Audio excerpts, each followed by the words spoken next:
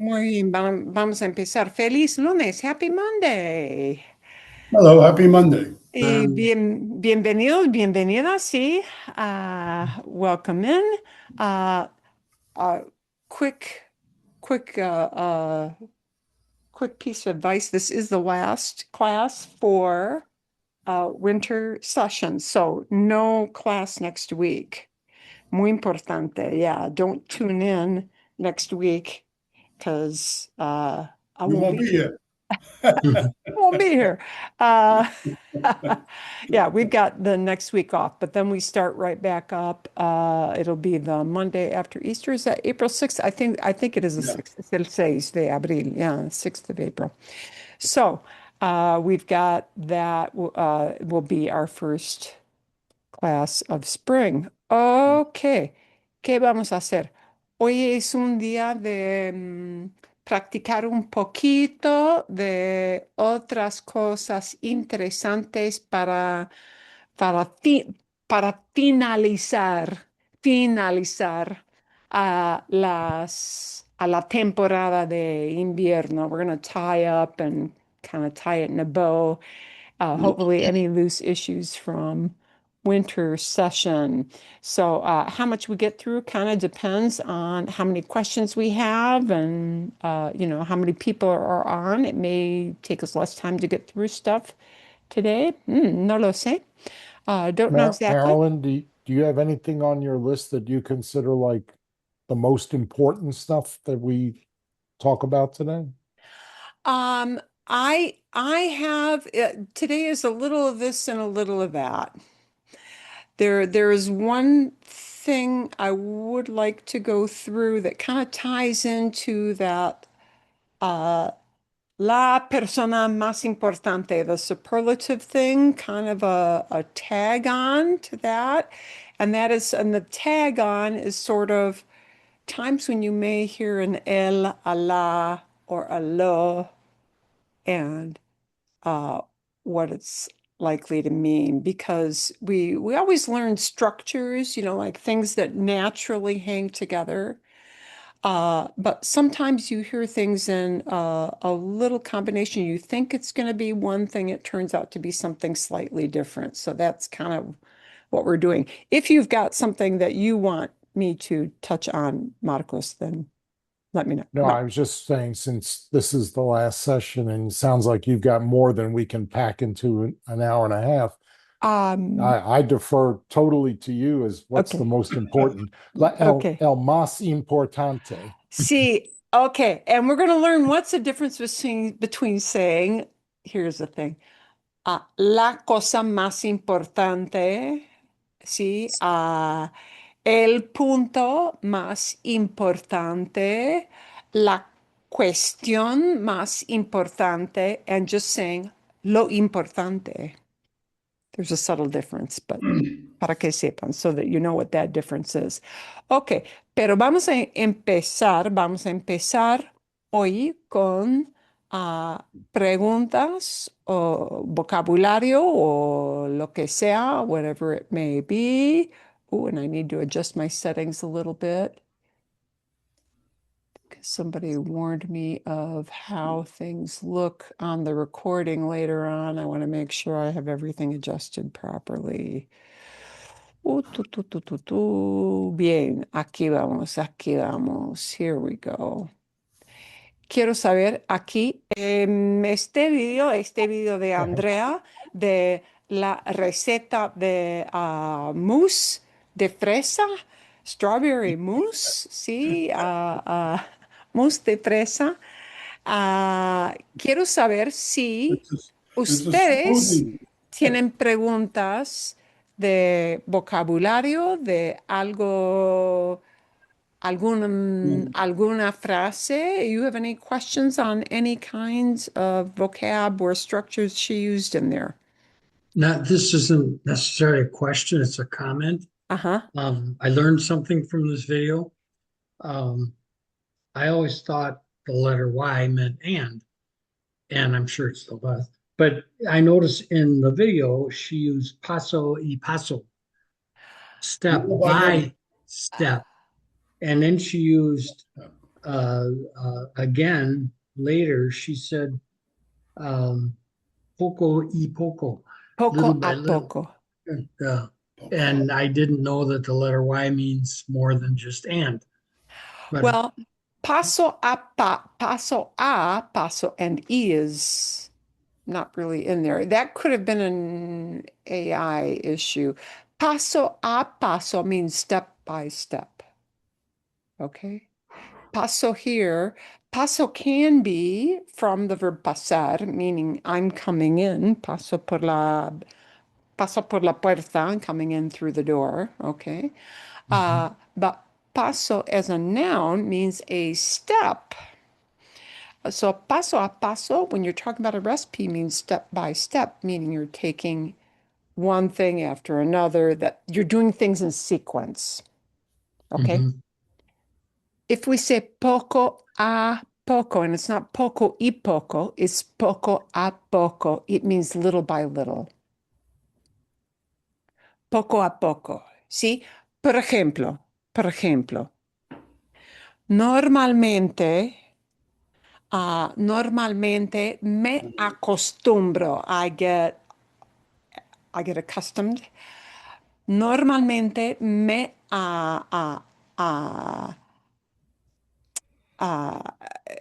siento, normalmente ajusto poco a poco al calor. Normally, I adjust little by little to the heat. ¿Sí? Me acostumbro, normalmente, I get accustomed, me acostumbro al calor de 100 grados to that 100-degree heat, ¿sí? Poco a poco, pero este mes, sí, el calor empezó, boom, de repente, ¿sí?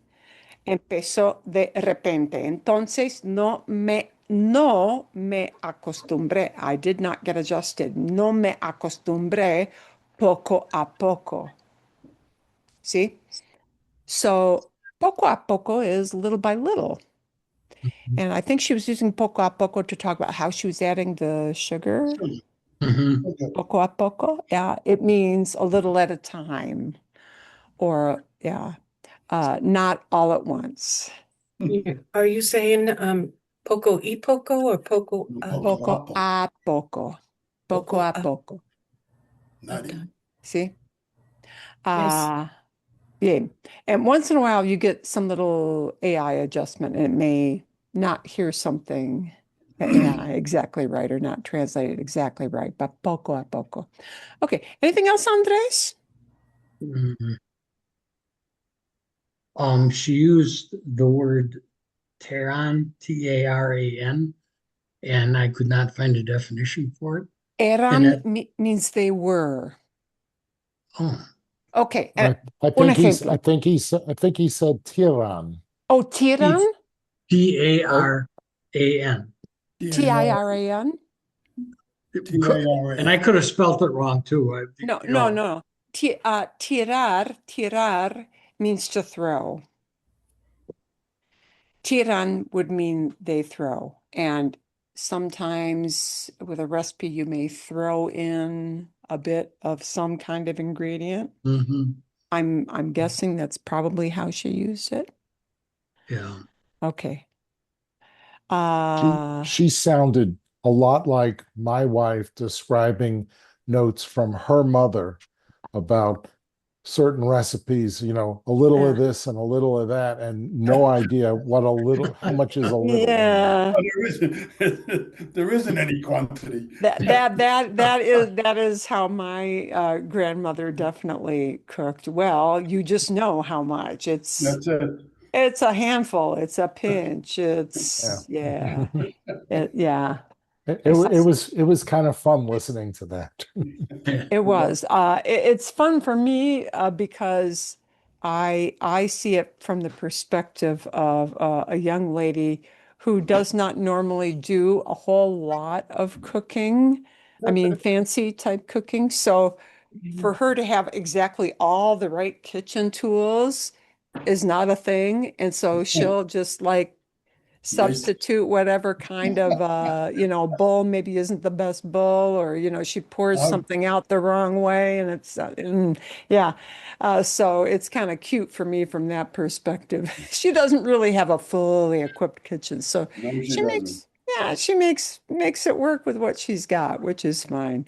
For a young person, they're not going to have every perfectly equipped kitchen.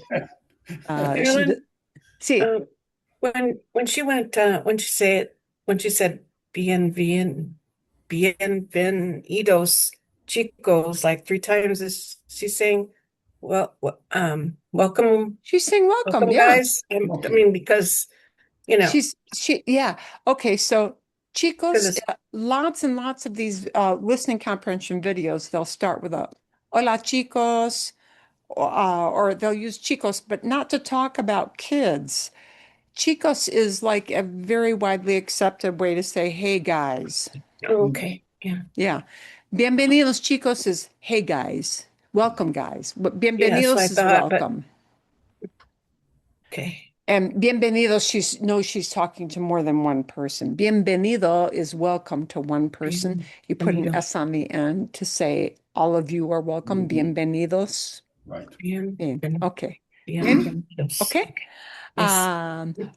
Hay otras preguntas del video. Do you have any other questions about vocab or any little structure she used? Marco, sí. Yeah, I had one which it happened to be at 6 minutes and 15 seconds, but it was the phrase Baño Maria.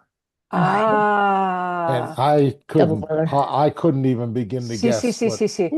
what that supposedly means. Okay. And I'm going to back up to that because that is kind of a turning point thing. Es importante. Es algo importante. That is kind of a key thing. And actually, I could guess at what that was, but it really comes from a French term. That's an adaptation from a French cooking term.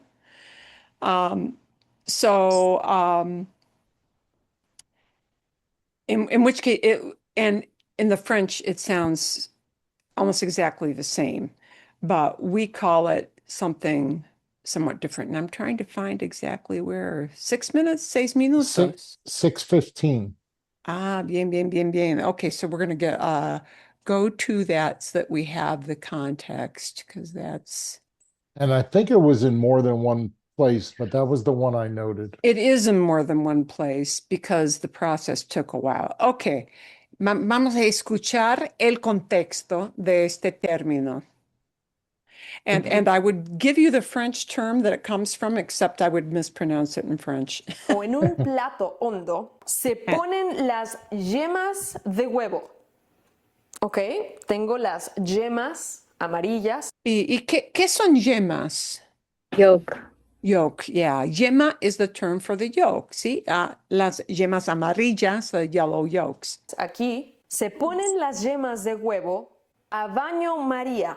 A baño Maria, a Mary bath. Okay. And I think in French it's called something like bain-marie, but I don't know exactly how it's pronounced. What that means is using a double boiler. Oh. Now, I could guess it from seeing what she was doing, but I actually went back and there is a French term, and they take that baño Maria from the French term, which is almost the same. But that's putting it in a double boiler. You don't cook much, Mark. Well, certainly Yeah. a double boiler. boiler. Despite being an engineer, a double boiler is beyond my pay grade. Well, yeah. That would boggle the mind, I guess, with yeah. I'm good at single boiling, a cup of water, but not You don't double do double. boiling. Así es. Sí. And So see, but you know why? Because I hate washing dishes, and that would be an extra dish to wash. there you But go. the It bottom one's is. just water. You could avoid it. Yes. Okay. This is not a technique. Melt that chocolate.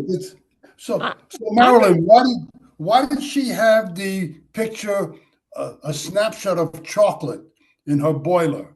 Oh, I know the answer to that because, oh yes, I do, because um, even if you even if you never use a double boiler for anything, the one most common thing you'll see it used for is to melt chocolate for a Yeah. dessert recipe. Mhm. Okay. That is the one thing. If you are a person who never cooks, or very seldom cooks, you are more likely to have used that for melting chocolate. Melting chocolate, yeah. Okay. Now, this has even been passed because we live in the world of microwaves. A lot of people will use a microwave to melt chocolate, but boy, you got to be careful because that No, it sucker's doesn't burn do, it fast. doesn't work. It Yeah, doesn't work. I prefer not to if I'm making something fussy for company. I mean, that double boiler thing is, so that is the thing that most people would say, I've used it at some point. I've done that baño Maria at some point to melt chocolate. That's the most likely scenario for somebody to have used that. Good, we learned something. But I had to look up the French term because I've never heard it used that way. Sí, es un método de rimar, melting, de rimar o de cocinar algo muy, muy lentamente. You very gradually, this is done to gradually cook or gradually melt something so that it doesn't curdle. Okay. En este caso, con las yemas es difícil, with yolks, you've got your yolks that you put in a batter where it's all wet and it doesn't get cooked yet until it's mixed in with your batter. And you've got, these things where you have to cook it, but you got to do it in a real slow setting because otherwise it'll curdle up and turn into a consistency that you don't want. Okay. Right. Buena pregunta. I kind of figured somebody was going to ask about the baño María. Okay. Otras preguntas. ¿O no? She just- uses the verb. just- Oh, go ahead. No, I'm done. It's ahead. less of a question, is more of it was like, to me, it was a little surprising way of seeing something that I kind of knew what it might mean. She said, me ha gustado. And of course, I could tell the gustar is in there, but I hadn't quite, And liked. it took me a while to kind of figure out what that conjugation was. I have liked them. It's like talking about, well, I liked that and something that you just did very recently. Okay, bien. Muy bien. Sí, otra pregunta. Sí. She used the verb colocar a lot. Is that just to play, it was basically to put something in? Muy buena pregunta. Really good question. Colocar is a synonym, I will say a fancier synonym for poner or meter. Meter is to put something inside of something else. Poner, we can use meter for cooking if you put something inside of a pot, meter. Poner just means to put or to set, or you put it in. And colocar is just a synonym to mix up your vocabulary. Okay. So you're not repeating the same word all the time. Yeah. Colocar is and often used in recipes. Yeah. Muy buena pregunta. Okay. You guys have touched on things that I thought you would and things that maybe I didn't know, but they're good. They make sense. They're great questions. Otra pregunta del video, ¿o no? ¿No? Ok. Pero generalmente, aparte de la frase de baño María, que baño María sí es extraño, es extraño, es raro, it's kind of an unusual term. Pero aparte de baño María, sí fue fácil de entender. Was it easy to understand? I didn't think so. With No? context. No. With Okay. context. But you do turn on your subtitles to help you with that. See? Yes, I do. Okay. I just need to improve my vocabulary, evidently. Well, and all things, but you can get because it was such a demonstrating type Oh, video. yeah. You Okay. can Yeah. understand the Oh, yema yeah. and the clara, Oh, I right? understood a lot of it. Sure. Yeah, And she's cooking, and it's a good demonstration and fun. Yeah. yeah. Okay. Vale, bien. Entonces, lo que quiero saber, what I would like to know, tenemos solamente una pregunta y es muy, muy, muy general. It is really, really general. Aquí tenemos, ¿qué errores comete? And in Spanish, you do not make mistakes, you commit errors. You may have a boo-boo, yeah? You have an oops. ¿Qué errores comete Andrea al preparar la receta? ¿Qué errores comete? What does she do that kind of goes badly? There was one where it was kind of, I felt it was kind of cool that you had kind of given this to us at some point that like rompio or rompier, that was like Sí. the accidental breakage because of using se. Is that kind of what I kind of remember, or is that Yeah. Okay. So romper means to break, and she was talking about breaking eggs, I'm right? sure. Yeah. Se rompe el huevo, you break the egg. And if it's just se rompe el huevo, it just means you break the egg, meaning anybody should break the egg. You're giving the steps as a you do this, okay? You in a very general sense. If I say something like, especialmente con los huevos, especially with eggs, se me rompió un huevo. Se me rompió, not se rompe, you break the egg, meaning you're giving a direction, but se me rompió un huevo. That would mean I broke an egg by mistake. And I don't recall, frankly, offhand, if that's the way she said it, but it appeared in the video that was an oops. Yeah,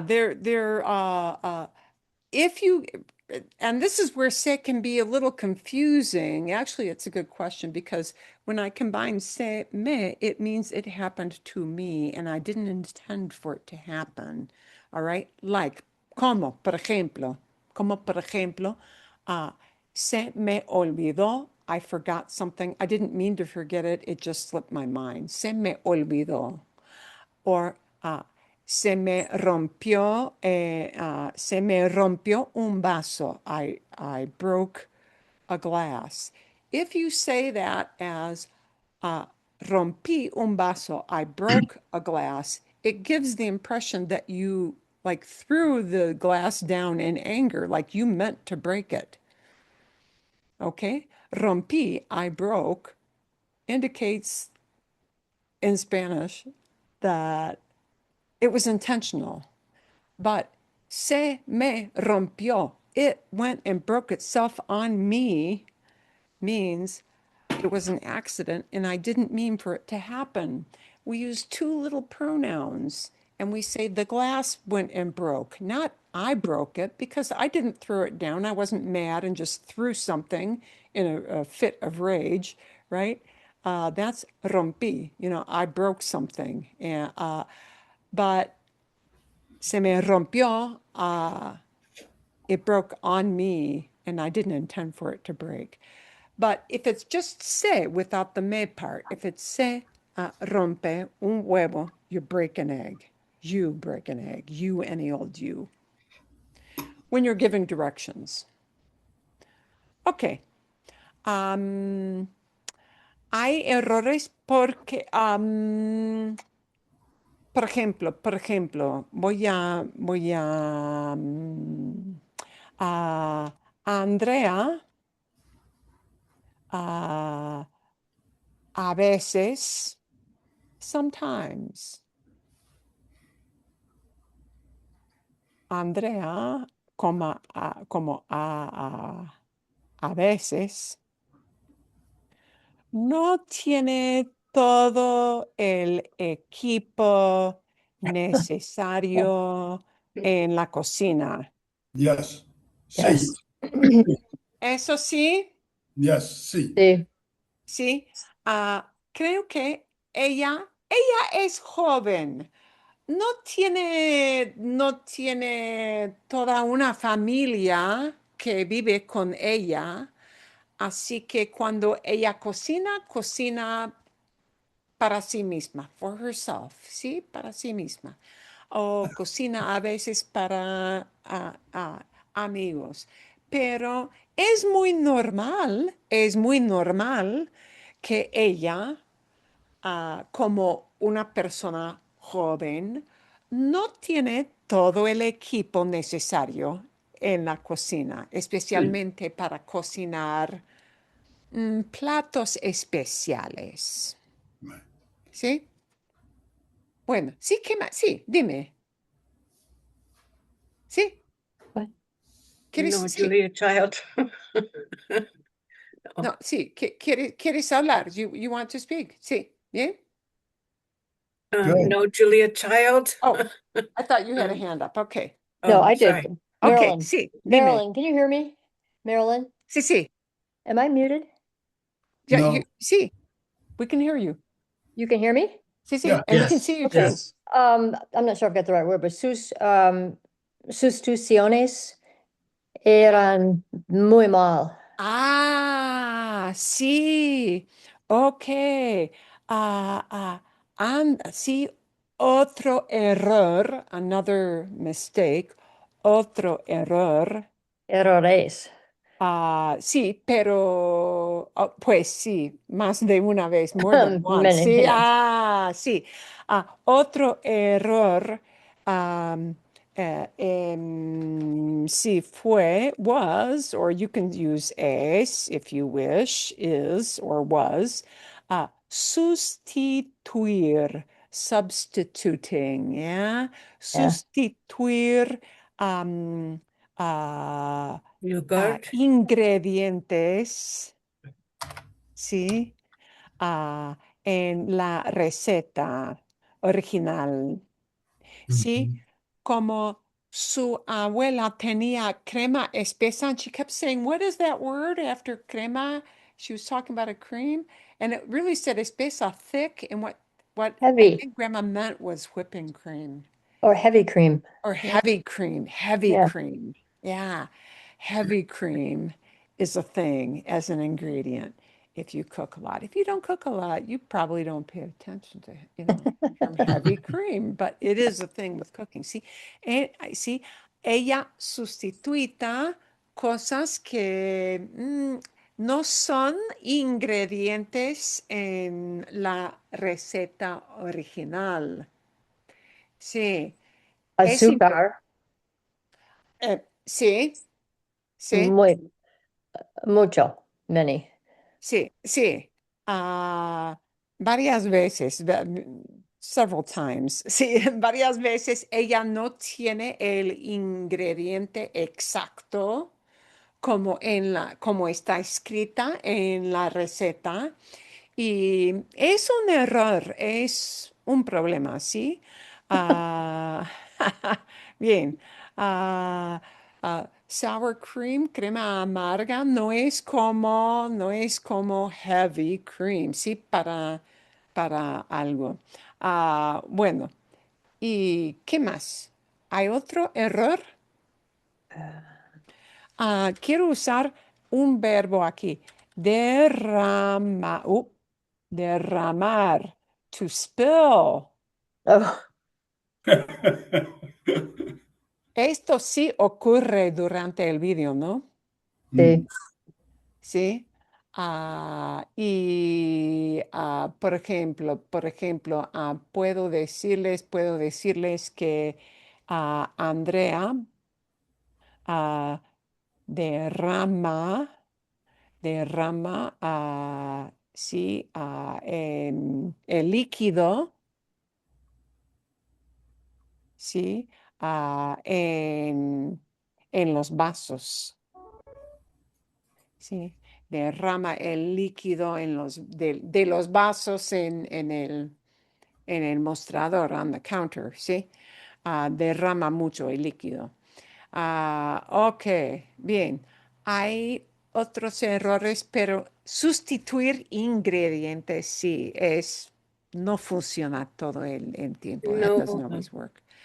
¿Hay algo más No. o no? ¿No? ¿Nada? Ok, vale. No En- champagne glass. No perdón. champagne. No champagne glass. Ah, sí, Vaso a ok, champaña. No. ok, está bien. Bueno, okay, we're going to take a look at something, and today is un poco de todo, a little bit of everything.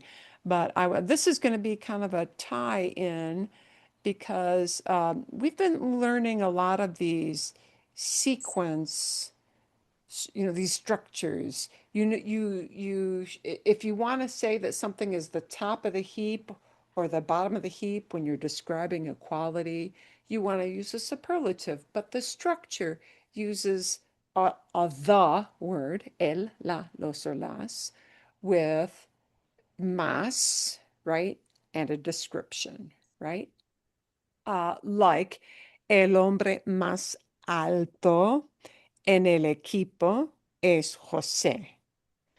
The tallest man on the team is Joe. ¿Sí? El hombre más alto. El, or the word, hombre, a man, más alto, tallest, the man most tall. That's our structure. But sometimes when you're learning this, your brain is expecting to hear that el, la, los, or las always in that same structure, that same sequence. And you may hear an el, la, or lo combined with just an adjective and with no noun at all. What does that mean? So we're going to take a look at something that helps explain, and I'll probably be cutting a few areas out that we don't need. So some of this is going to be review and it will make sense, but some of it will tell maybe some little unexpected combinations and how that will change the meaning a little bit. You would maybe get the big idea, but not the exact idea. So we're going to take a look at this together. Okay. And this is part of our tying it up in a bow. Okay. And the title says, should we use el, a word for the, la, a word for the, or lo? And lo, we often think of as it. Lo, often in Spanish, can mean it, but lo doesn't always mean it. And I'll give you an example. If I say, ¿dónde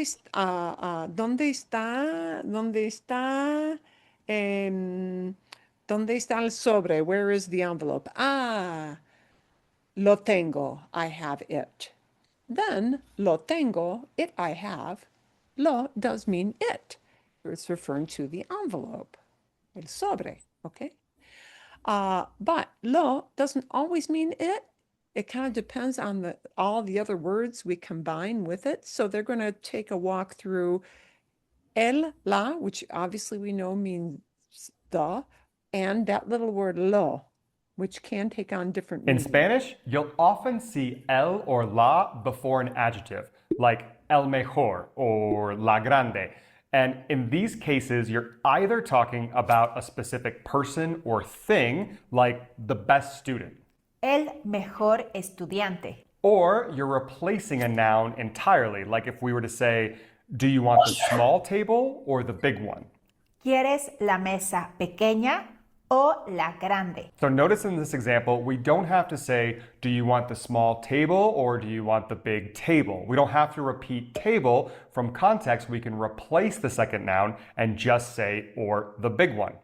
Yeah, or the big one. Okay, so the reason we want to show that is sometimes that combination of el or la with a description might not be that superlative that you might be expecting. Sometimes we take el or la and we just put it in front of a description. And then it means, like in that example, la pequeña, the small one, meaning you were talking about tables. La mesa grande o la pequeña. We use la in front of pequeña, a description, so that we don't have to repeat that word, mesa, okay? And in English, we'll use the word one, yeah. The big one, the little one, and in Spanish, that's just a the word with a description word. That's all it's going to be. But you won't necessarily always hear a word más. So it won't all be superlative. Sometimes we'll see the superlative, sometimes not. Okay. But now when you see lo before an adjective, so not el mejor, but rather lo mejor or lo importante, now you're not talking about a specific person or thing, but rather the general essence of something, like an idea or a quality or a situation. That may sound advanced, but it's super simple. Let's break it down into 3 parts. But before we start, don't forget, hit the like button. And we'll skip that. Now, I know that sounds like a lot, but it really helps us out. Okay, the first way we can use el or la before an adjective is a superlative. Now, a superlative is just a form used to express the highest or lowest degree of a quality. Basically, you're just saying something is the most or the least, like the fastest or the tallest or the most important. Always remember, in these cases, we're talking about people or things. Yeah, now the format is either going to be el or la, depending on whether the person or the thing is masculine or feminine, then más or menos, depending on whether you want to express the most or the least, and then the adjective. So this is the pattern that we practice in the last few weeks, okay? And in this case, it is the pure superlative. So you're going to recognize these examples. Also, with superlatives, you can mention the group or leave it implied. Right, so we could say something like, she is the tallest. Ella es la más alta. So here we don't know what is she the tallest of her friends or in her family. We don't know. It's just implied because of some other context we were. Yeah, and notice here we don't have la with a noun. It could be ella es la mujer más alta. She's the tallest woman. It could be ella es la chica más alta. She's the tallest girl. It could be ella es la jugadora, player. La jugadora más alta, the tallest player. But we don't have our noun word after the la here, right? We don't have la chica, la mujer, la jugadora. We just say, ella es la más alta. She's the tallest. She's the tallest one of whatever she is, right? A player, a woman, a kid, whatever she is. And we're not also mentioning in this sentence what group we're picking that out of. She's the tallest player on the team, or she's the tallest woman in the group, or she's the tallest girl in the class. We're not mentioning the total, what we're choosing her out of. Having before. But we could also say she's the tallest in her class. Here we go. Ella es la más alta de su clase. So when we mention the group, it's a de. And in English, we say in the class, but in Spanish, we don't use in, we use de su clase. Okay, está bien? So that's a little thing that you have to anticipate. We wouldn't use en in Spanish, we use de. So see how we can include the group with whom we're comparing, or we can just leave it implied. Now, for these examples, we're always going to include the group because they're just sort of one-off examples. But a lot of times in conversations, you're talking about something and the context is there where you can leave the group out and it'll be understood. Let's see a few more examples. Okay, we could say something like, she's the most reliable engineer on the team. Ella es la ingeniera más confiable del equipo. And you could hear this without the word ingeniera if you already knew, what you were from context, what you were talking about. Es la más confiable is the most reliable. We can use that with or without the word ingeniera. It depends on your context and what you need to understand that. So following our structure, we can see first we have our la ingeniera, and then we want to express most, so we have más, not menos, and then our adjective confiable.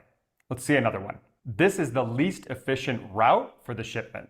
Esta es la ruta menos eficiente para el envío. So first we see we have la ruta, because we're talking about the route. It's the least, so we have menos, and then the least efficient, so we have our adjective eficiente. That library is the most iconic building in the historic district.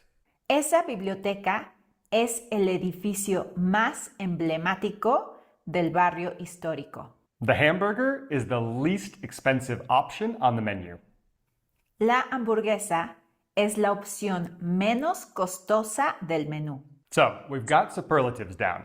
Now, the second way that we can use el or la before an adjective is when we replace a noun. Now, this Okay, and this one is important because your brain might be expecting a different combinations of words. Sometimes the el or the la combined with a description just stands in for the whole noun. And in English, what we say is the something one, the green one, the pretty one, the skinny one, the small one. All right. And instead of using the word one, and we don't name the noun, right? We can just take the noun out, combine el or la with a description word, meaning an adjective. This is when it refers to a specific person or object that's already been established from context. So you remember in our very first example, when we were talking about do you want the small table or the big one, we can replace that second noun. So when the noun is obvious or already mentioned, we can just have the article el or la and then followed by the adjective, and we don't need the noun. This works anytime you can say something like the red one, the old one, or the necessary one. So let's see some example sentences. So for context purposes, maybe we're in a store or something and we'll say something like, I'll take the larger one, not the medium one. Me llevo la grande, no la mediana. And la grande could be el grande if you were talking about a masculine thing, right? But it'll either be la grande, the big one, right? Or el grande, the big one, depending on the gender of the thing, the object that you're talking about. But notice we don't have a noun in between la and grande because it's already understood what we're talking about. Remember, in these examples, this only works if the listener already knows what you're talking about. So if they know you're talking about, por ejemplo, I think the example, this probably most obvious example would be la camiseta, a t-shirt. You're buying a t-shirt as a souvenir, yeah? And me llevo la grande, I'll take the big one, the large one. No la mediana, not the medium-sized one. You're distinguishing which size you want to buy, right? And you don't have to say la camiseta grande. You can just say la grande because you have it in your hand and the cashier can see it. Or it's obvious. So in another example, we could say something like, he chose the newer one because it has better security features. Eligió el nuevo porque tiene mejores funciones de seguridad. Or the old one keeps overheating, so we need to replace it. El viejo se sigue sobrecalentando, así que necesitamos reemplazarlo. Ask the manager. She's the responsible one here. Pregunta por la gerente. Ella es la responsable aquí. Okay, and that's a good example because that's a little less complicated one. Pregunta por la gerente, ask for the manager, meaning you need to talk to that person.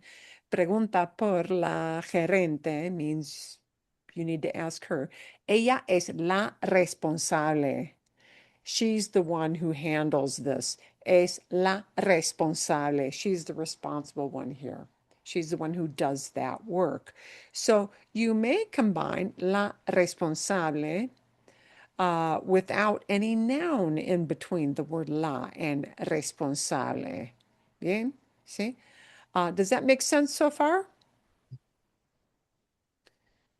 Sí. You may hear combinations just of a the word with a description word and no noun in the middle. Okay? See? Okay. Vamos, let's take a look. Okay. Responsable aquí. Before going on, have you hit the like? And we're going to skip a little. Okay, now we're going to get to the last part. Here comes As we the mentioned at the start, last part. What does it mean when we put lo next to an adjective? And this is something that you hear quite a lot, actually.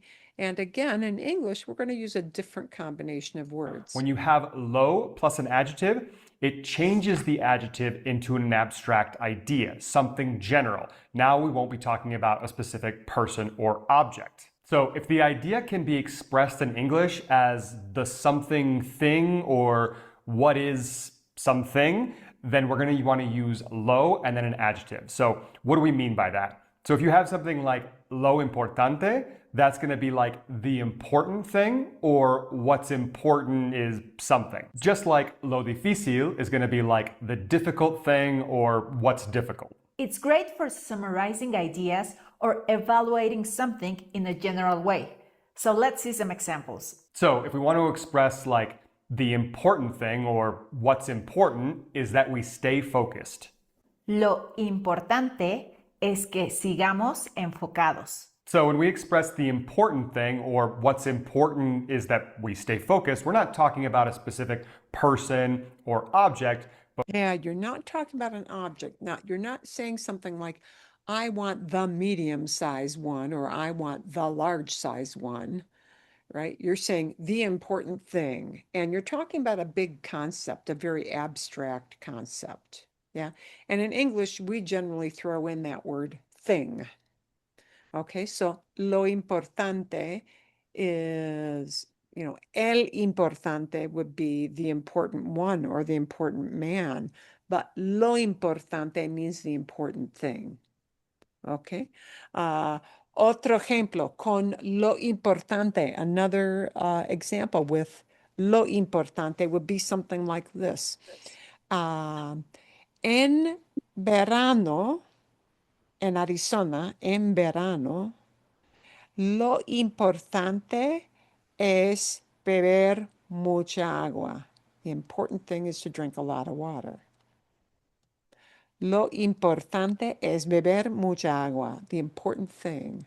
And you're just talking about a general practice, right? Not about a specific object, not about a specific person.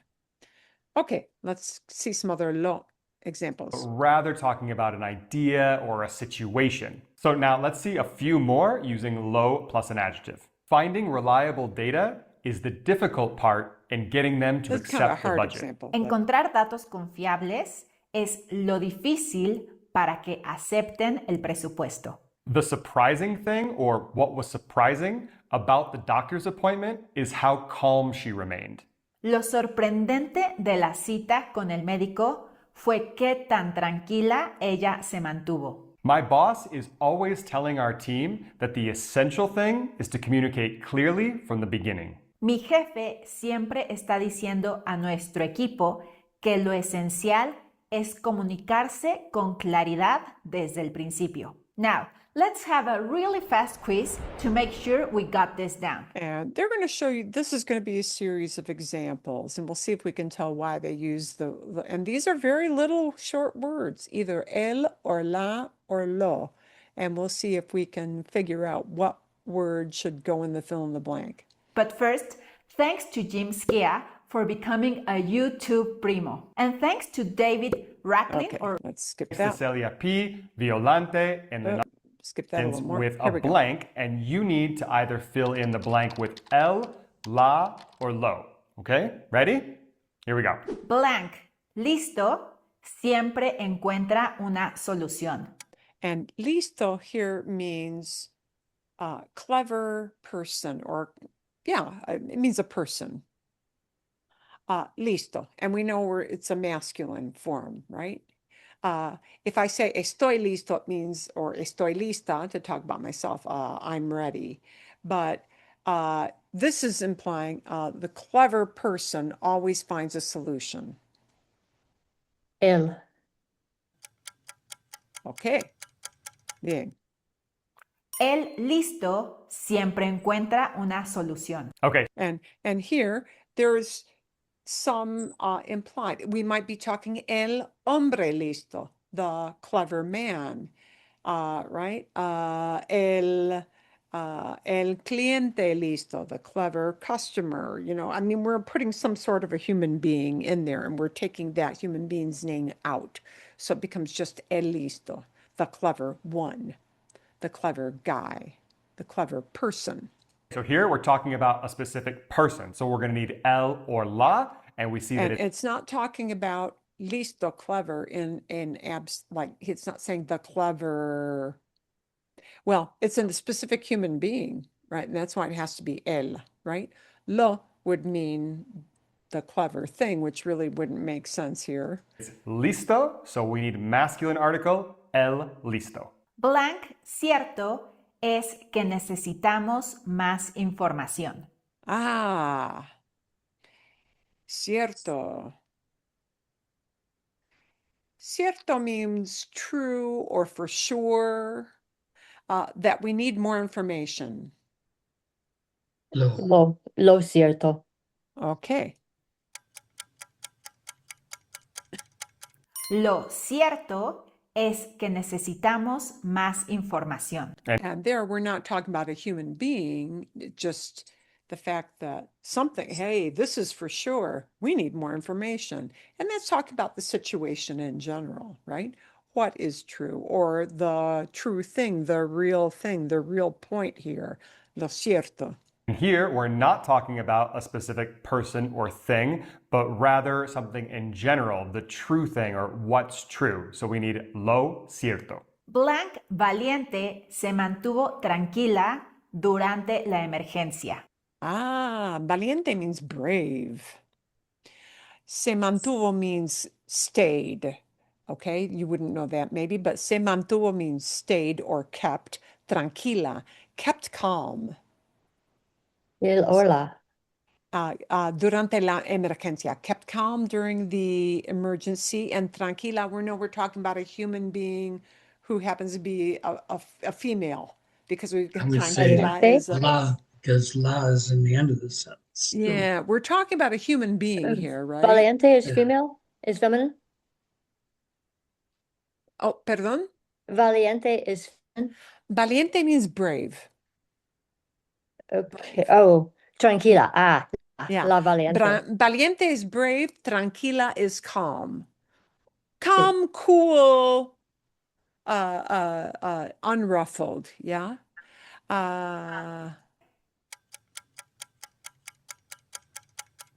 La Valiente se mantuvo tranquila durante la emergencia. So here we're talking about a specific person. So we need el or la, and we see that we have tranquila, so it's going to be la valiente. Blank extraño es que nadie escuchó nada.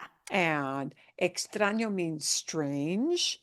Strange that nobody heard. Escuchó puts it in the past. That nobody heard anything is what that phrase chunk at the end means. Nadie escuchó nada.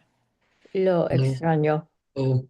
Ah, okay. And we're talking about, gee, it's odd that nobody heard, right? That's the idea we want to communicate.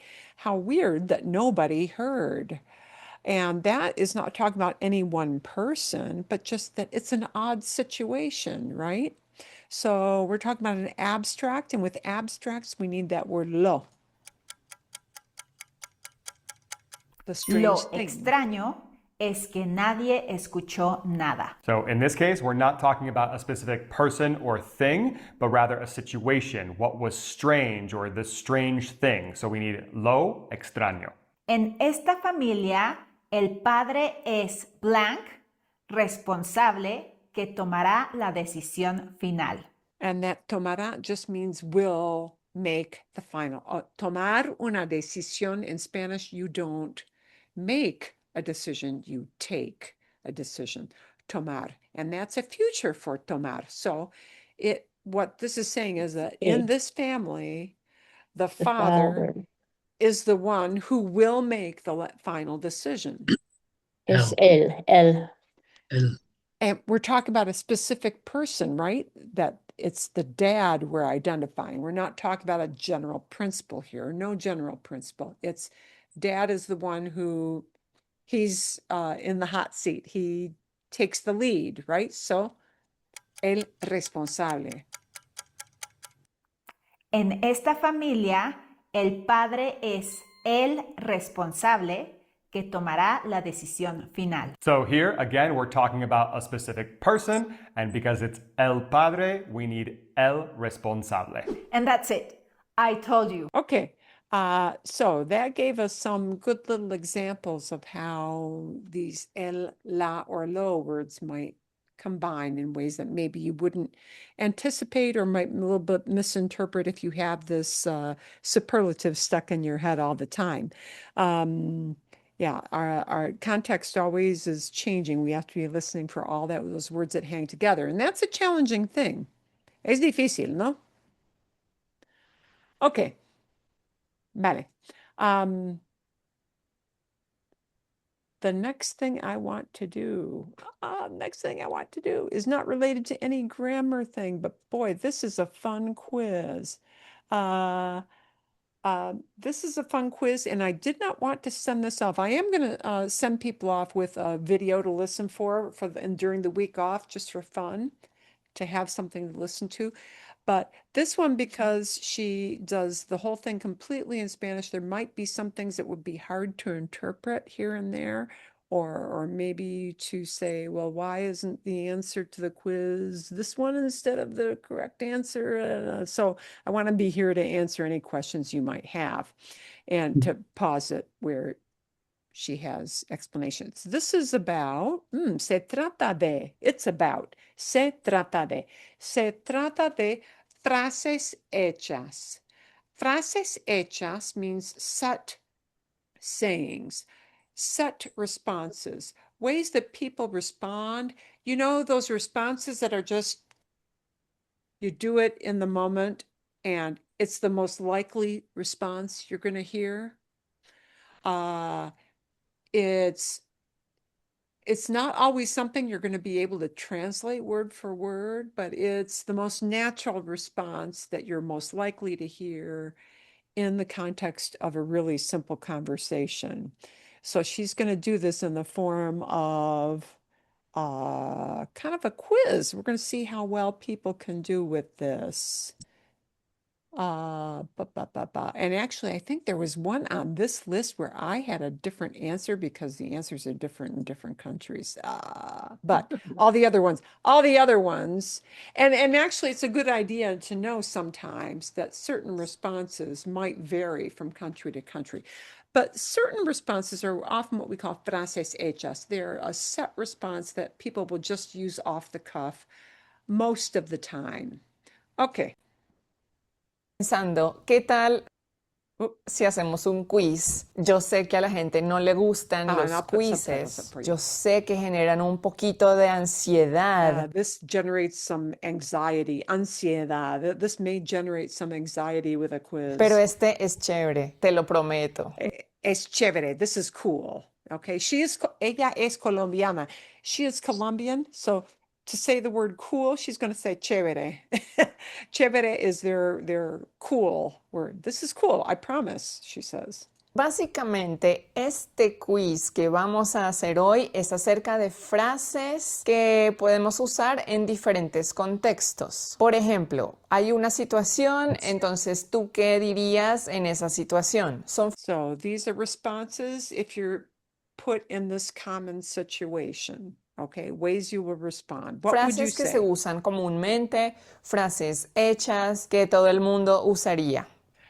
Things that everybody would use, que todo el mundo usaría, that everybody would use in like 80 or 90% of the, time as a response to these questions.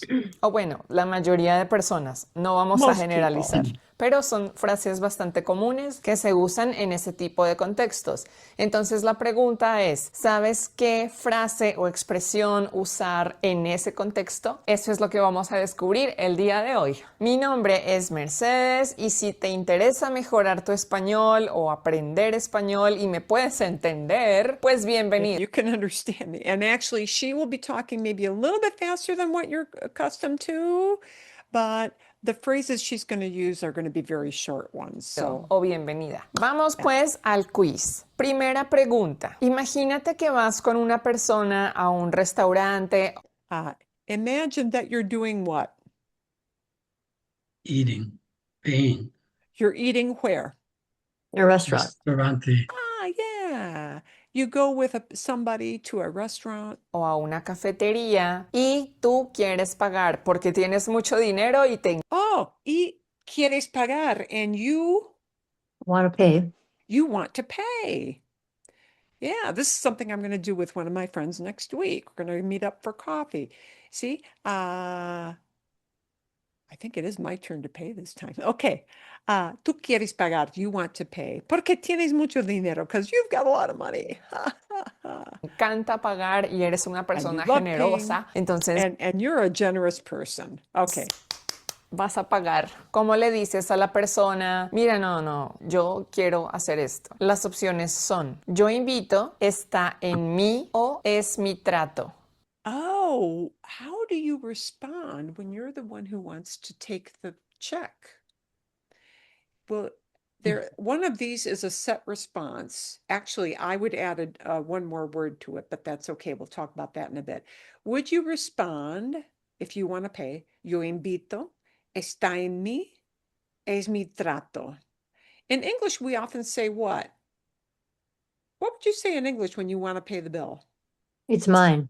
Está en mí. It's mine. It's on me. Yeah, we might say it's my treat. I invited you. Okay, so, but out of Okay, these I three invite. phrases, yo invito, está en mí, es mi trato, only one is really the one you're going to hear. What do you guys think it might be? Anybody get an that's the idea? ending. Es, Well, That's the Es ending. mi trato. es mi trato. It's what we would say in English, isn't it? Yeah. Yeah, that we would say that in English. Okay. Bueno, la opción de estas tres que yo usaría y que se usaría más comúnmente es yo invito. This is it. Oh, Huh. Don't say it's on. And you know what? If you're thinking in your brain, it's, hey, this one's on me, right? Or, Yeah. right? Or it's my treat, and trato means treat. Wouldn't that be logical? But in Spanish, the way we respond is invito. And the little word I would often add is the word te, T-E, te. Yo te invito. And I would not even say the yo. I would say te invito. But people might just omit the word te. Invito, yo invito, te invito, yo te invito. Te is the only other thing you may hear inserted here. This is really, out of those three, the only one possible. Nobody says es mi trato. Nobody ever Marilyn, says would is it just invito here because as present tense, just out of simplicity, or would it be I invited you? Right. Yeah. It's out of it's present tense. Invitar is an AR verb, and we keep it in present because we're saying, oh no, it's my invitation to you. Yeah, and we keep it in presente, not I invited you. We keep it in presente, right? Oh no, I'm inviting you, and that's why I'm taking the check. That's the implication. Y por eso. So it's not really maybe what you would expect, right? Because we have a different word combination that is normal in English, but this is like, I would say, the 97% likeliest response. 97%, 98%. That's how people are going to ask this. Okay. A ver. Question. Yes, sí. You say you're meeting someone next week when you alternate. Would you still say this? Oh, I'm meeting It's your somebody it's your turn. So would you say this or something else? Oh, yes, yeah. Sí. Sí. Te invito, because I'm the one doing the inviting. I'm the one who's paying. I'm the one who's paying. Yeah, it's always invito because It's always that. it's the yo conjugation. So it But doesn't but matter. if you have a pattern where you every other week that somebody pays, you'd still say that, even though it's Oh, every other week. Oh, well, well, like you're well, saying, yeah, whoever is taking the check is gonna it's say going to that. say that. Okay, Yeah, right. Yeah. okay, Whether you're breaking the pattern or it's every other or week. whatever. Yeah. Okay. Whoever is taking the check is going Okay. to say that one. Okay. Okay. Bien, bien. Whether you Okay. invited them or not. Yeah. And this is a great starter because it is very much not the response we would have in English. We don't say I invite you, but that's just that you can always expect that's how somebody's going to Así, de forma sencilla, sin tanta cosa. Yo invito. ¿Que se pueden usar otras expresiones? Claro, seguramente, pero You can esta es use la que other está en estas tres expressions. opciones. Y la correcta en este caso sería yo invito. O bueno, no la correcta, digamos la más apropiada. Oh, and look, we've got a superlative, the most appropriate. No la correcta, not the correct one, but the most appropriate, the most expected. Yeah. La más común, la más La más común, the what? The most common. The most common. Yeah. frecuente. Tú me La más frecuente, the Most frequent. most frequent. See that? There we have our superlatives sneaking in. entiendes. Vamos con la siguiente pregunta. Vamos con la siguiente pregunta. Pregunta número 2. Una persona acaba de estornudar. Una persona acaba Estornudar. En inglés es Just say sneezed. sneeze. de estornudar. ¿Qué le dices? Suerte, What do you say to them? salud o estás enfermo. Suerte, salud, estás enfermo. You know, your reaction when the person next to you sneezes. Aside from don't sneeze on me. Okay. Salud. Okay. Suerte means luck, right? Salud means health. Yeah. And estás enfermo, you're commenting sick. on their state of health. ¿Cuál dirías?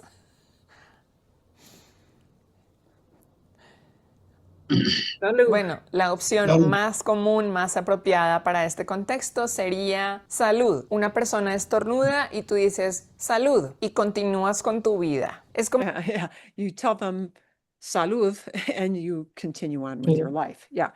So salud is just wishing them good health. We're not using the word good, but you're wishing them health as opposed to sickness, right?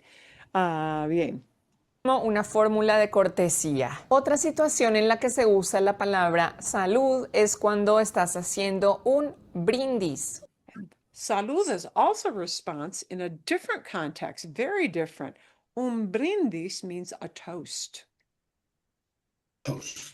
So if you're making a toast, salud also Salud. is an appropriate response. Un brindis con copas de vino o con cerveza glasses también, or o con beer. cualquier líquido, con un vaso de agua, no importa. Glass of water. Si chocas los dos vasos, pues usualmente la gente dice salud. Siguiente pregunta. Yeah, if you click your glasses together and you make a toast, it's salud. So that's the other use of salud that is very, very common everyday conversation. Estás caminando por la calle y hay un grupo de personas que están al frente, Ah, estás caminando por la calle. You're doing what? Walking. Walking down the Walking. street. Hay un grupo de personas que están al frente. And there are Right. people. In front of you, walking in front of you. Yeah, people walking in front of you. Okay. caminando también, igual que tú, pero esas personas caminan muy despacio, But these people walk how? Very fast. Slow. más despacio de lo slow. que te gustaría. Y Slower than you would like. tú tienes prisa o Y tú tienes prisa, you're in a hurry. simplemente los quieres pasar. ¿Cómo les dices que se muevan? How do you tell them? Yeah, without, To get out of the you way. know, yeah, and we're talking about, of course, the nice response. Porque necesitas pasar sin ser Yeah. You want to tell them in a nice way without being a jerk. Hey, could you move so that I can, I need to get around you? Yeah, it's that thing. grosero. Opción 1. Sin ser grosero, without being rude. Grosero, does not mean gross. It means rude or impolite. Okay, so sin ser grosero means without being rude. Okay, las opciones. Estoy aquí, opción Estoy 2. aquí. Adelanto, opción Adelante. 3. Con permiso, ¿cuál usarías tú? Here are 3 choices. You want to tell people, you want to signal to them, hey, coming through, I need to pass by you without being a jerk about it. Estoy aquí, or adelanto, or con permiso. Con permiso. Con permiso. This The is last maybe- one. Yeah, this might be an Permiso. easier one to guess, yeah. Yeah. Bueno, muy sencillo. La opción más apropiada para este contexto es con permiso. Es una opción bastante común, bastante educada. Simplemente dices con permiso y las personas ya saben, son conscientes de que tú estás ahí atrás y te dan el paso. Y tú And people will move out of your way. Te dan el paso. They'll give you the space to pass by. sigues caminando y sigues con tu vida. Con permiso. Vamos con la siguiente pregunta. Imagínate que tú estás en una habitación, así como esta, y hay otra persona que quiere entrar a la habitación. Estás en una habitación y hay otra persona que quiere entrar. There's another person who wants to come into the room, la habitación.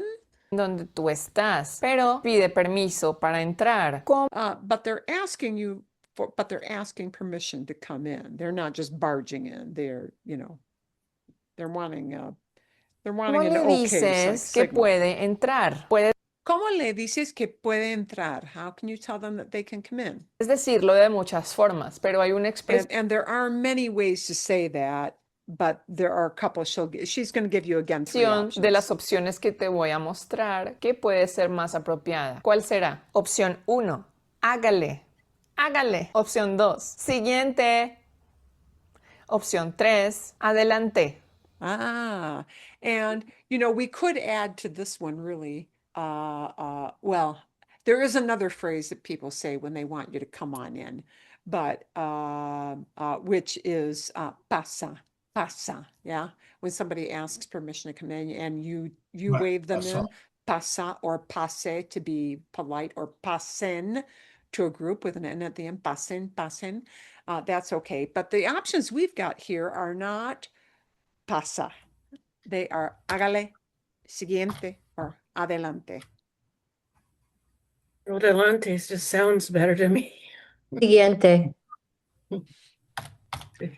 And I'm gonna say, okay. I'm not gonna say anything. Well, let her. En este contexto, la opción más apropiada sería adelante. Adelante. Now, I'm going to tell you that word siguiente, because I heard a siguiente. You do hear siguiente sometimes in a crowd setting. And siguiente means next. So if you're in a room and, you're at the deli, the classic example is you're waiting at the deli, yeah? Right. And somebody says siguiente because they want to know who's next to be waited on. They will shout out siguiente. But to come on into a room, right? The adelante is the more common one. Adelante es un adverbio que indica que algo está más allá, al frente, pero también lo puedes usar como una instrucción para que otra persona entre a tu habitación. Adelante, adelante. O Adelante is indicating, move along, yeah. So that would be the best. Siguiente, somebody's looking for the next person, but if you're just looking to come into a room, adelante works a little bit better. incluso puedes usar adelante para indicar que la otra persona puede iniciar con alguna actividad. Adelante, hazlo. So yeah, adelante can also be used to indicate that somebody should start doing something. Yeah. Like, okay, for example, I'll give you another example. She used initially adelante as a come on in, right? Come on in to the room. You're giving permission to somebody to come in the room. Adelante. And adelante has that idea of forward, like moving forward. Okay. So adelante can also be used if you're not looking for permission to come into a room. Let's say you're in a situation where you just gave directions for your kid or your grandkid has a birthday party, and you've given them instructions for some game they're going to start. And if you want to tell the kids, well, like they're all sitting at some table at the picnic table where you're having the party, and you want to tell them, hey, kids, okay, get to it. It's adelante. You're telling them, go ahead and start doing what I just told you to do. Adelante, adelante. Okay, go ahead and do it. ¿Sabías eso? Bueno, siguiente pregunta. Estás en un lugar público y necesitas llamar la atención de alguien que está trabajando en necesitas llamarle la atención. You need to get the attention of somebody. ¿Sí? Llamar la atención de alguien que está trabajando. You need to call the attention of somebody who's working at a place. Yeah. ese lugar. Por ejemplo, un restaurante o if you're in a restaurant, una tienda. in a store, Necesitas llamar la atención de la otra you need to call somebody's attention. You need to wave them down, right? persona porque necesitas algo. ¿Cómo lo haces? Opción número 1. Disculpa. Ush. Disculpa. Opción 2. Hey. Opción 3. Aquí. She's got 3 here. Disculpa, hey, aquí. Disculpa. Yeah, this is the golden card. This is the thing that will get you good service or, the reaction of, wow, you're rude. ¿Cuál dirías tú? Bueno, generalmente diríamos disculpa o Yeah, and there are 2 forms, and the forms just mean that you're talking to somebody, addressing them as tú or addressing them as usted. That's the only difference here, right? Disculpa is the tú form. Disculpe is the formal, more polite form. Disculpe, ¿vale? Puede ser cualquiera de las dos, dependiendo de la situación. Yo usualmente digo disculpa, disculpa. Si quieres llamar la atención de alguien en un restaurante, disculpa, así. Y levantas la manito. Disculpa. Eso de, hey, pues también se puede usar, pero no es como lo más educado, no es. Oh, and here we've got a law. As a response, no es como lo más educado. It's not the most polite thing. Yeah. Educado looks like educated. It does mean educated, but we use that for polite. No es como lo más educado, the most polite thing to do, the most polite thing to say, lo más educado. Okay, so yeah, A is there, but it's abrupt. It's abrupt. So disculpa is your golden card because people automatically view you as a polite person if you use disculpa.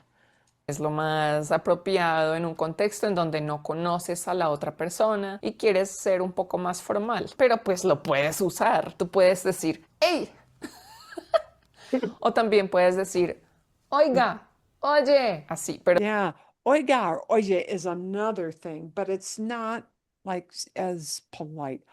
Oiga, and that's the form for usted, or oye comes from oír, to hear. And oiga, you're telling somebody, hey, listen up. So, listen up is not as polite as, excuse me, disculpa. So people might, to call your attention, might say oiga or oye. And it's oiga or oye is more like our saying hey. Hey That there. word, the English word hey, when you want to get somebody's attention. And oiga or oye, you might hear more in a situation where maybe somebody perceives they need to get your attention fast out of necessity, as in, you're not paying attention to where you're walking and you're stepping off the curb and they see a car coming and somebody would, oye, because they're not worried about being polite. They want you to, hey, pay attention, right? Oiga or oye is more when you want somebody to pay attention and it's something necessary for, let's say, safety purposes, okay? But disculpa, you want to get somebody's attention in a polite setting, in a service setting, let's say, yeah, in a setting where you want service from somebody. One time lo más I said, apropiado en un "Gar-" I said, Oh, Senor. perdón, question? One time I was at Bash's and I said, Senor, because he was in the back Sir. of the Yeah. Yeah. Yeah. back of the store. Yeah. But, really, the most natural thing will be in a store setting, disculpa. Yeah. Disculpa. Yeah. Disculpa, señor. Yeah, Disculpa, yeah. señor. Yeah. Disculpa is what 90% of the time that's just going to be and you'll notice when she gave the options, she naturally she did a blooper there because it's so natural. People just blurt that out. Disculpa. texto así como más formalito es Marilyn? disculpa. Sí. Is there an option to use some version of like mire? Oh. No. Well, yes and no. All right. No. Mira, which means look. No, if you're in a service situation. Yes, if you want to point out something to somebody. Okay, so if you want to point to a price tag, let's say, or there are a number of, there are little stuffed animals you're looking at buying, and you want to point out, oh, look, and you want to indicate which one it is, then mira is appropriate. But to call somebody's attention so that they know, oh, hello, I'm here and I need your help, it's disculpa, not mira. Mira means look at this. And Right. it may be appropriate and polite, but it won't be the first thing you say to get their attention. Does that make sense? Okay. Yeah. We're talking about the signal word when you want somebody to pay attention to you and then come to give you assistance in some way. Okay. A ver. Unos más, Culpa. a few more. Así. Siguiente pregunta. Bueno, ahora imagínate que estás en una tienda, estás comprando los regalos de Navidad. Ah, estás en una tienda, estás comprando los regalos de Navidad. ¿Sí? ¿Cuál es el contexto? What's the context there? You're in a store buying presents for Christmas. You're in a store buying a present. Okay. Para tu familia y tus amigos y entraste a una tienda. Turu, turu, You went turu, into turu. a store. Estás mirando. Cuando entras hay un vendedor o una vendedora que te saluda. Ah, hay un vendedor que te saluda. There is a merchant person, a clerk, yeah, que te saluda, who greets you. A clerk who greets you as you're looking around the store, right? You're looking at the inventory. Y te pregunta, ¿qué necesitas? ¿En And that store person, to be polite, ¿qué necesitas? What do you need? qué te puedo ayudar? Y ¿En qué te puedo ayudar? Which is probably, this is the more likely thing. How can I help you? ¿En qué en qué te puedo ayudar? How can I help you? tú no estás seguro o segura de querer comprar algo por ahora. And you're not really sure you want to buy something yet. Estás así como explorando lo And you don't know you're going to buy some specific thing yet. Estás así como explorando. You're just Looking. looking around, yeah. los artículos, explorando la tienda. ¿Cómo le dices a esa persona que no necesitas nada sin ser How do you tell that person you don't need anything and you want to do it in a polite way? grosero? Opción 1, déjame en paz. Opción 2, estoy pasando el tiempo. Opción 3, solo estoy mirando. ¿Cuál? Which of these three is the off-the-cuff response most people are going to give?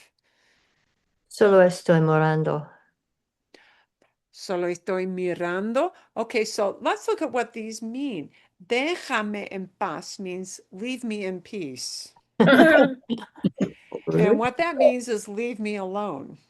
Déjame en paz es grosero. Just nice. You may actually feel that, okay, inside, but you don't want to say it. You know what I mean. Saben. You guys know. Saben. ¿Sí? Déjame en paz. Yeah. Leave me in peace. Estoy pasando el tiempo. I'm just Passing time. passing time. There you go. ¿Sí?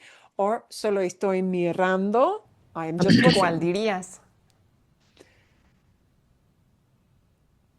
Solo Bueno, estoy sí, se pueden usar las tres, pero la más apropiada, la más educada, la más The most appropriate, the politest. bonita sería La más bonita, the nicest.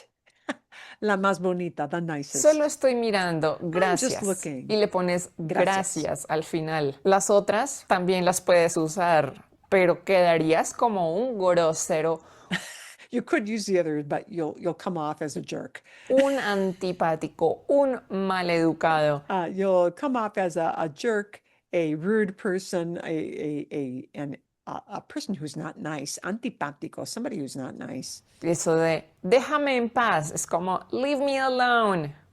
Eso no se dice. Lo puedes decir, pero no es bonito. Entonces di solo estoy mirando, gracias. Y con una sonrisa. Y ya. Siguiente pregunta. Bueno, imagínate que toda tu familia llegó a tu casa el día de Nochebuena. Hay mucha comida, everybody's hay un on Christmas ambiente Eve. agradable y cada uno tiene su plato de comida. Sí, es un ambiente agradable, sí. Cada uno tiene un plato de comida, yeah, all these dishes out, or dishes of food, plates of food out. Pero está vacío. Y tú quieres que las personas pongan comida en su plato como ellos. You want people to put food from the big table all on their plate. You want them to, Eat. eat, start eating, right? You want them to, they're not sitting down at the table yet. They're just taking putting stuff on their plate. That's what you want them ellos to do. quieran, la cantidad que quieran, la comida que They're going quieran. to take the quantity they want Ahí or está la the kind of comida, food they pongan want. comida en su plato. ¿Cómo dices eso? Opción 1, ayúdense, ayúdense. Opción 2, sírvanse, sírvanse. Opción 3, pónganse, pónganse. All of these are commands. Ayúdense would be like help yourself, right? Sírvanse would mean serve yourselves. Pónganse, well, put it on the plate for yourself. Which one would be the most natural response? This one you might not have heard. Or no, maybe you could guess it. Avance. Ayúdense. Devonse. Servanse. And in English, we usually say help yourselves, right? And Ayúdense. help yourselves, you know, the signal means, oh, go ahead and start, taking whatever food it is that you want out of those big dishes. ¿Cuál será? En este contexto, la opción más frecuente que yo usaría y seguramente muchos hispanohablantes usaríamos es sírvanse. Yeah. Our help yourselves is not literally translated for this. It is the same idea as help yourselves, but they won't use the word help, ayudar, to say help yourselves. It'll be sírvanse because you're serving yourself. I am not serving you, right?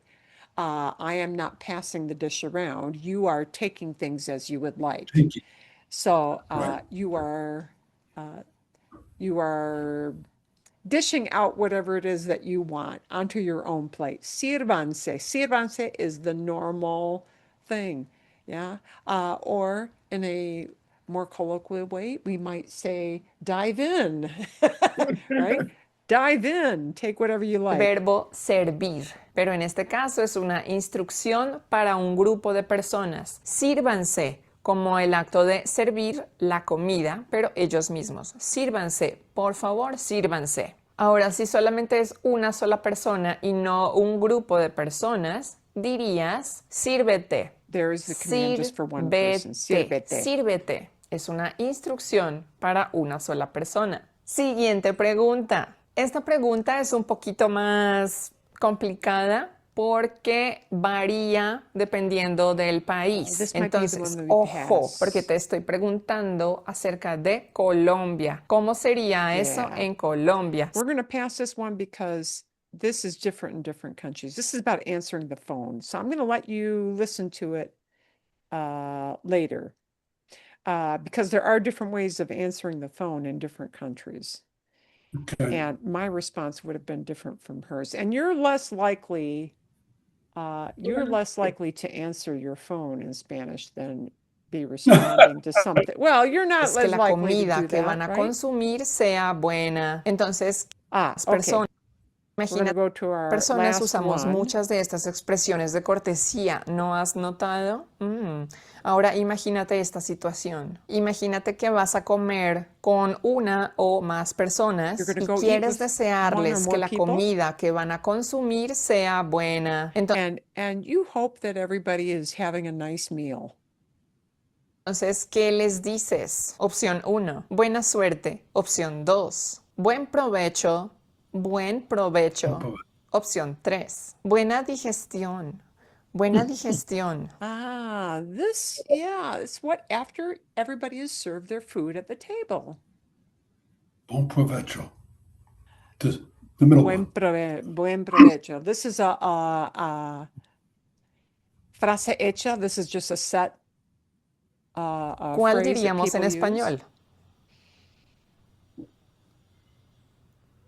La opción más apropiada para usar en este contexto es buen provecho. Buen provecho. Por supuesto, hay otras maneras de decirlo, pero There are todas other ways como of con saying la it, too. misma idea. Hay personas que dicen provecho So it might just be provecho without the word buen. simplemente sin buen. Hay otras personas que dicen que le aproveche o And que these are just different ways of phrasing that idea, provecho. Okay. Yeah. te Bon appetit. aproveche. Yeah. So those are just different phrases. It's the same idea, provecho, but they're using it as a verb with que le aproveche or que te aproveche. May you enjoy it. The signal you're sending is you want somebody to enjoy their meal. Nada más. ¿Sí? Bien. And I'll send you the link for that so you can listen to Good. that later. Okay. Okay. Bueno, ¿alguna pregunta? I already went 5 minutes over, so I don't want to go too much further over. People may have appointments and things to get to with their Yeah. lives. So, okay. Muchísimas gracias. I will send you a listening video just to listen to for fun, for, just so you have something to do in the week off. ¿Todo bien? All good? Okay. Mhm. Todo. Excelente. Muchas Muy bien. gracias. Muchas gracias. Okay. Espero que tenga muy buena semana. I hope you have a really good week. Ooh, I guess Okay. it's going to cool down in about a week on our week off. We're finally couple getting of- back into the 80s next week. Maybe. We hope. We'll see. Okay.